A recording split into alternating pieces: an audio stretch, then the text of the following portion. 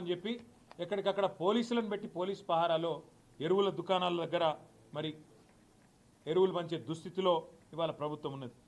వాస్తవం ఏంది అంటే రాష్ట్ర వ్యవసాయ శాఖ కానీ, మార్కెటింగ్ శాఖ కానీ, మార్కెట్ కానీ, రవాణా శాఖ కానీ, జిల్లా యంత్రాంగం కానీ వాటి మధ్యన సమన్వయ లోపం కూడా తీవ్రంగా కనబడతా ఉన్నది. ఎందుకంటే నడిపించే నాయకుడికి వ్యవసాయం మీద అవగాహన లేదు, అటు పరిపాలన మీద అవగాహన అంతకంటే లేదు. కాబట్టి మరి వచ్చిన యూరియా కూడా కనీసం పంచే పరిస్థితి కూడా కనబడతలేదు. అట్లాగే మరి ఇంకా దారుణం ఏంటంటే ఒకవైపు చాంతాడంత లైన్లు ఏ ఊరికి పోయినా కనబడుతుంటే వేల మంది వర్షాల్లో కూడా లైన్లలో తల్లడిల్లిపోతుంటే ముఖ్యమంత్రి గారు మాత్రం రాష్ట్రంలో ఎరువుల కొరతనే లేదు, షార్టేజ్ లేనే లేదు, ఇదంతా కృత్రిమ కొరత, సోషల్ మీడియా సృష్టి అని పనికిమాలిన డైలాగులతో టైంపాస్ చేస్తూ ఉన్నారు తన జూబ్లీ హిల్స్ ప్యాలెస్లో కూర్చొని. క్షేత్రంలోకి వస్తే తెలుస్తుంది. ఊర్లు తిరిగితే, సొసైటీల కాడికి పోతే, రైతులను కలిస్తే దమ్ముంటే ఒక్కొక్క ముఖ్యమంత్రి కానీ ఒక మంత్రి గారు కానీ రైతుల కాడికి పోతే వాళ్ళ పరిస్థితి ఏందో, వాళ్ళ బాధ ఏందో తెలుస్తుంది. నేను అభినందిస్తూ ఉన్నా మా బీఆర్ఎస్ పార్టీ నాయకత్వం. చాలా చోట్ల వాళ్ళ క్షేత్రస్థాయిలో రైతులకు అండగా నిలబడుతున్నారు, ఎక్కడికక్కడ ధర్నాలు చేస్తున్నారు. పార్టీ పిలుపునివ్వకపోయినా ఎక్కడికక్కడ రైతుల కోసం స్వచ్ఛందంగా వారికి అండగా నిలబడ్డ బీఆర్ఎస్ నాయకత్వాన్ని నేను అభినందిస్తూ ఉన్నా. ఊరూరా రైతులు ఆధార్ కార్డులు పెట్టి, వాటి మీద రాళ్ళు పెట్టి, క్యూ లైన్లో చెప్పులు పెట్టి మరి రాష్ట్ర ప్రభుత్వానికి సిగ్గొచ్చే విధంగా ఇవాళ మీడియా ఆ దృశ్యాలు ప్రసారం చేస్తూ ఉంటే కాంగ్రెస్ ప్రభుత్వం అవి కనబడనట్టు, రైతుల ఆక్రందనలు వినబడనట్టు, రాష్ట్రంలో కొరత లేదు అని సిగ్గులేని మాటలు మాట్లాడుతూ ఉన్నది.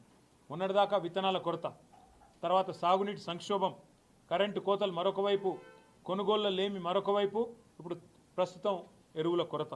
ఈ కాంగ్రెస్ ప్రభుత్వం యొక్క నిర్వాహకం వల్ల రైతుల్లో ఇవాళ వాస్తవానికి ఆగ్రహావేశాలు కట్టలు దించుకుంటా ఉన్నాయి.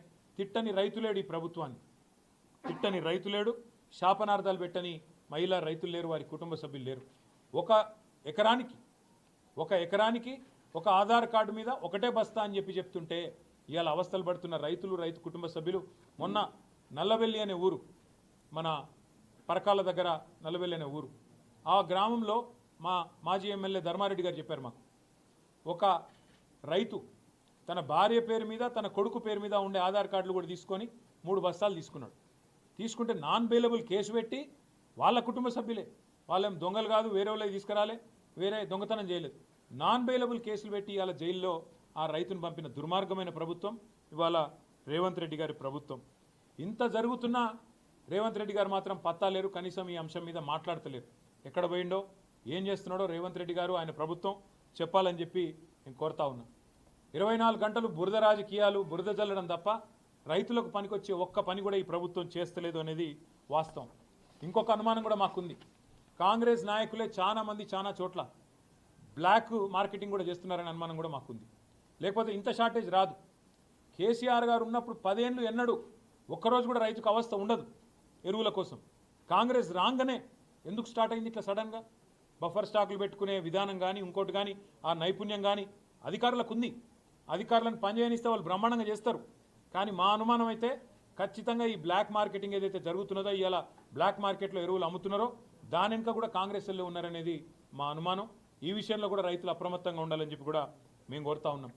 ప్రైవేట్ కంపెనీల నుంచి మరి వాటికి లబ్ధి చేకూర్చి వాటి నుంచి భారీగా ముడుపులు దొబ్బాలన్న ఆలోచన ఏమైనా ప్రభుత్వానికి ఉందా? లేదా కాంగ్రెస్ నాయకుల దందాలు క్షేత్రస్థాయిలో జరుపుకునే విధంగా రేవంత్ రెడ్డి గారి అనుచరులు, కాంగ్రెస్ నాయకులు వాళ్ళేమైనా ఈ బ్లాక్ మార్కెటింగ్ చేసి గోదాములలో దాస్తున్నారా? కృత్రిమ కొరత సృష్టించి రేటు పెంచి రైతును ఆగం చేసి మరి వారి దగ్గర ఎక్కువ డబ్బులు గుంజే ప్రయత్నంలో ఉన్నారా? ఇది కూడా తప్పకుండా రైతులు ఆలోచించాలి. ఇంకా ఘోరం ఏంటంటే ఇక్కడ ముఖ్యమంత్రి ఏమో కొరత లేదు, ఆర్టిఫిషియల్ షార్టేజ్ అని ముఖ్యమంత్రి చెప్తాడు. కానీ కాంగ్రెస్ పార్టీ ఎంపీలేమో అక్కడ బీజేపీ ఏదో ఇస్తలేదు అని వాళ్ళు ధర్నా చేస్తూ ఉన్నారు. అంటే ఎవరిది డ్రామా అయినా ఇద్దరులా? ముఖ్యమంత్రి ఆడుతున్నది డ్రామానా?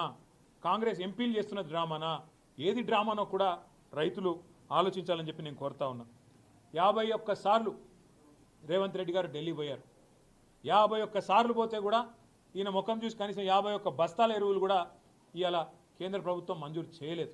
ఇంకా ఘోరం ఏంటంటే వాళ్ళ రాష్ట్రంలో గ్రామాలలో పుట్టినరోజు బహుమతులుగా ఎరువుల బస్తాలు ఇచ్చుకునే దుస్థితి వచ్చిందంటే ఇంతకు మించిన సిగ్గుచేటు ఒక ప్రభుత్వానికి ఏది ఉండదు. ఇంకొక మాట కూడా అడగాలి ఈ సందర్భంగా. రాహుల్ గాంధీ గారు కేంద్ర నాయకత్వం కాంగ్రెస్ పార్టీకి సంబంధించిన నాయకత్వం ఖార్గే గారు ఎన్నికల ముందు వస్తారు, డిక్లరేషన్లు అంటారు. వరంగల్లోనైతే పెద్ద పెద్ద మాటలు చెప్పిండు రాహుల్ గాంధీ. రైతు డిక్లరేషన్ అని పెట్టి రైతులకు ఇది చేస్తాం, అది చేస్తాం, బోనస్ ఇస్తాం, 15,000 15,000 రైతు బంధు ఇస్తా, అందరికీ బోనస్ ఇస్తా, కౌలు రైతులకు రైతు బంధు ఇస్తా, రైతు కూలీలకు 12,000 ఇస్తా. ఇన్ని చెప్పిన రాహుల్ గాంధీ రైతు డిక్లరేషన్లో ఇవాళ ఎరువులు దొరకపోతే పార్లమెంట్లో నీ నోరు ఎందుకు తెరుస్తలేవు? ఒక్కటంటే ఒక్కరోజు రాహుల్ గాంధీ గారు 15,000 15,000 రైతు బంధు ఇస్తా, అందరికీ బోనస్ ఇస్తా, కౌలు రైతులకు రైతు బంధు ఇస్తా, రైతు కూలీలకు 12,000 ఇస్తా. ఇన్ని చెప్పిన రాహుల్ గాంధీ రైతు డిక్లరేషన్లో ఇవాళ ఎరువులు దొరకపోతే పార్లమెంట్లో నీ నోరు ఎందుకు తెరుస్తలేవు? ఒక్కటంటే ఒక్కరోజు రాహుల్ గాంధీ గారు మాట్లాడినారా? ఎరువుల కొరత మీద ఎందుకు కేంద్ర ప్రభుత్వం సహకరిస్తలేదని చెప్పినరా? ఇది ఒక్క మాట కూడా అడగలేకపోతే కేంద్రంలో ఉండే కాంగ్రెస్ పార్టీ ప్రధాన ప్రతిపక్ష నాయకుడు కానీ అట్లాగే 8 మంది ఎంపీలు కానీ మీరు ఎందుకున్నారు అని ఇవాళ తెలంగాణ